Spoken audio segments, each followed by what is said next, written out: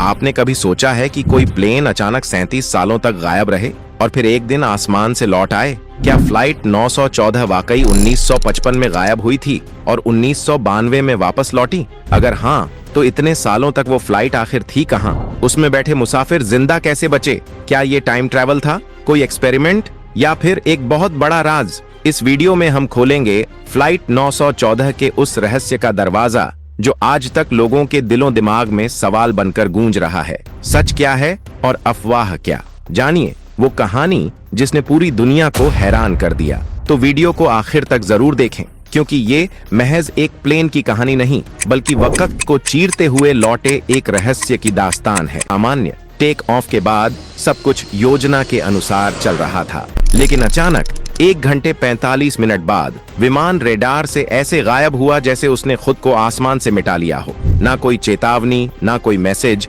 ना ही कोई emergency signal. Florida air traffic control एक पल में स्तब्ध हो गया। हर सेकंड की उम्मीद टूट रही थी। चारों ओर हड़कंप मच गया। समुद्र पर गश्ती जहाज भेजे गए, नौसेना और कोस्ट गार्ड सक्रिय हो गए, लेकिन विमान जैसे हवा में घुल गया हो। न मलबा, न ईंधन की बूंद, न कोई धातु का टुकड़ा, जैसे कभी कोई फ्लाइट थी ही नहीं। कुछ दिनों बाद अखबारों की सुर्खियां चिल्ला उठीं, vanished in sky, flight 914 mystery. 10 दिन बाद जब हर उम्मीद दम तोड़ चुकी थी, विमान को मिसिंग घोषित कर दिया गया। परिवारों को सूचना दी गई कि अब लौटकर कोई नहीं आएगा। किसी ने रोकर विदाई दी, किसी ने प्रतीक्षा छोड़ दी, और इस तरह केस फाइल्स में एक और रहस्यमयी हादसा दफन हो गया। Presumed crash, no survivors, case closed. लेकिन क्या वाकई यह केस बंद हो गया था? क्योंकि 37 साल बाद एक झटका दुनिया को फिर से हिला गया। 1992 वेनेजुएला। एक एयर ट्रैफिक कंट्रोल ऑपरेटर की निगाहें अचानक एक पुराने मॉडल के विमान पर जा टिकती हैं, जो बिना किसी पूर्व सूचना के लैंडिंग गियर नीचे करता है। जब वह ग्राउंड से संपर्क करता है तो उसके रोंगटे खड़े हो जाते हैं। पायलट खुद को कैप्टन मिगुएल विक्टर बता रहा है, और फ्लाइट नंबर वही पैन एम 914। वो विमान जो 1955 में गायब हुआ था, समय की रेखा को चीरते हुए 37 साल बाद प्रकट हो गया था। बिना बदले, बिना उम्र के असर के, जैसे वक्त ने उसे छुआ ही न हो। अब सवाल उठते हैं, क्या यह टाइम ट्रैवल था? क्या यह किसी बड़े पर्दे की स्क्रिप्ट थी, या फिर कोई ऐसा सच जिसे जानबूझकर दुनिया से छुपा लिया गया?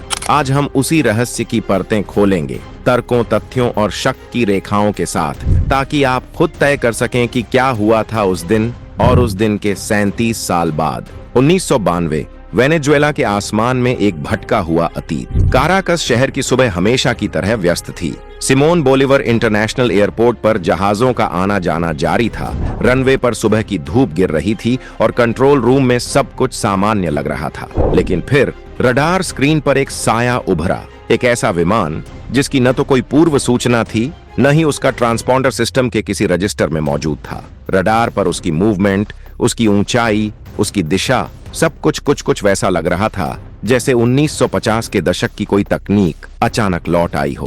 कंट्रोल रूम में बैठे अधिकारियों ने पहले इसे कोई पुराना मिलिट्री जहाज समझा, या शायद किसी प्राइवेट कंपनी की भूल। लेकिन जब रेडियो पर उससे संपर्क किया गया तो जो आवाज मिली उसने पूरे कमरे की रूह जमा दी। This is Pan Am flight 914 requesting permission to land from New York to Miami. पल भर के लिए जैसे वक्त रुक गया हो। कंट्रोलर एक दूसरे की तरफ देखने लगे। डर और अविश्वास उनकी आंखों में साफ झलक रहा था। पैन अमेरिकन एयरलाइंस तो पिछले साल 1991 में बंद हो चुकी थी, और फ्लाइट 914 वो तो 37 साल पहले गायब हो चुकी थी, बिना किसी सुराग के। तुरंत पुराने रिकॉर्ड्स की पड़ताल शुरू हुई।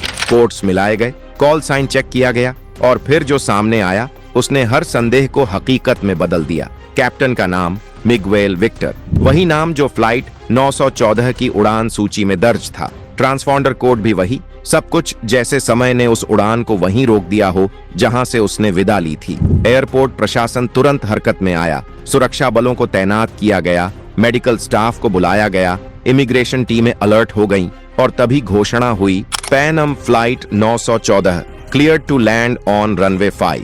थोड़ी ही देर में नीले आसमान से एक पुराना हवाई जहाज उतरा, डगलस DC-4, जिसकी बॉडी पर मिट्टी जमी थी। पेंट जगह जगह से उड़ चुका था, विंग्स पर हल्का जंग लगा था, और आधुनिक नेविगेशन सिस्टम का नामो निशान नहीं था। जैसे किसी संग्रहालय से निकलकर हवा में उड़ते उड़ते वह मशीन वापस आ गई हो। लेकिन असली झटका तब लगा जब दरवाजा खुला। यात्री एक एक कर बाहर आने लगे। महिलाएं 50 के दशक की घुटनों तक की स्कर्ट में थीं। पुरुषों ने फेडोरा हैट और पुराने डिजाइन के सूट पहन रखे थे। उनके हाथों में थे पुराने स्टाइल के सूटकेस और टिकट, हाथ से लिखे हुए कागज के टुकड़े। कोई बारकोड नहीं, कोई इलेक्ट्रॉनिक डेटा नहीं, सब कुछ जैसे पुराने जमाने की फोटोग्राफ से निकला हो। एक महिला गोद में बच्चा लिए खड़ी थी, शायद 3 साल का होगा। लेकिन यदि 1955 में वो 3 साल का था, तो आज 1992 में उसकी उम्र 40 के पार होनी चाहिए थी। तो फिर यह सब क्या था? एक तकनीकी गलती,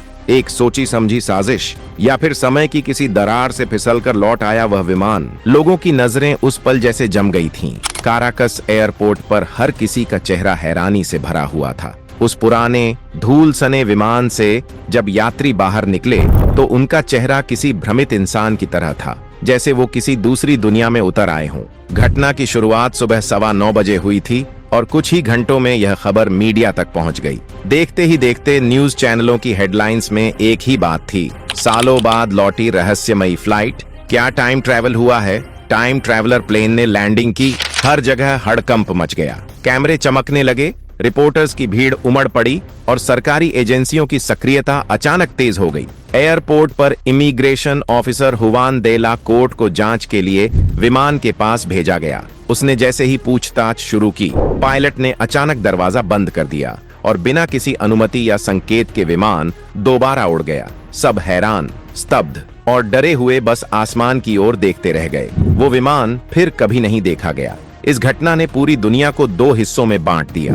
एक वर्ग का मानना था कि ये घटना टाइम ट्रैवल का जीवित प्रमाण है, वहीं दूसरा वर्ग इसे एक शातिर अफवाह या कल्पित कहानी मानता रहा। लेकिन असली मोड़ तब आया जब 1993 में अमेरिका के मशहूर टैबलॉइड वीकली वर्ल्ड न्यूज ने एक विस्फोटक आर्टिकल प्रकाशित किया। उसकी हेडलाइन थी, वापस लौटी फ्लाइट 1955 से सीधा 1992 में। इस रिपोर्ट में चौंकाने वाले दावे किए गए थे। कहा गया कि विमान और उसमें मौजूद यात्रियों को कुछ समय के लिए सरकारी एजेंसियों ने अपने कब्जे में लिया था। लेकिन जो बात सबसे ज्यादा डरावनी और रहस्यमयी थी, वो ये कि यात्रियों की उम्र में कोई बदलाव नहीं आया था। वे वैसे ही दिख रहे थे जैसे 1955 में थे।